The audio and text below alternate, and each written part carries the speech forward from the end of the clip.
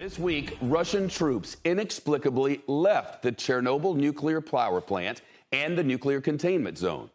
Russian forces have held on to areas of that exclusion zone since the first few days of the war. But in a rare move, Ukrainian officials say the Russians just up and left.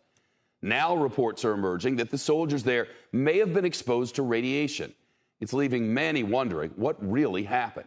Here's NBC's Gabe Gutierrez. It's the site of one of the world's most terrifying disasters, leaving towns poisoned and abandoned. Now another debacle.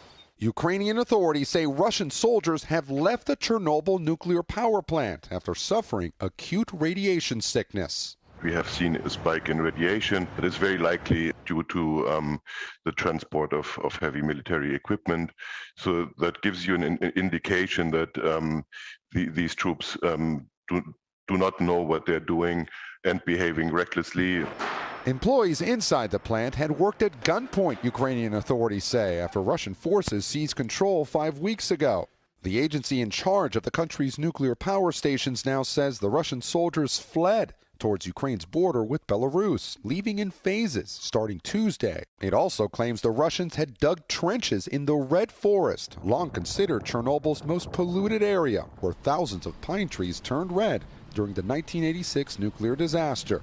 A local mayor says the Russians also took Ukrainian National Guardsmen with them as prisoners. NBC News can't independently verify those claims. The Kremlin has not commented, but earlier this week said it was scaling back military action in the area to focus elsewhere. They clearly didn't bring any specialists with them who have experience with nuclear power plants, with nuclear facilities, with radiation. They had no concern for their own personnel, their own soldiers. For the news, I'm Gabe Gutierrez. Shepard Smith here. Thanks for watching CNBC on YouTube.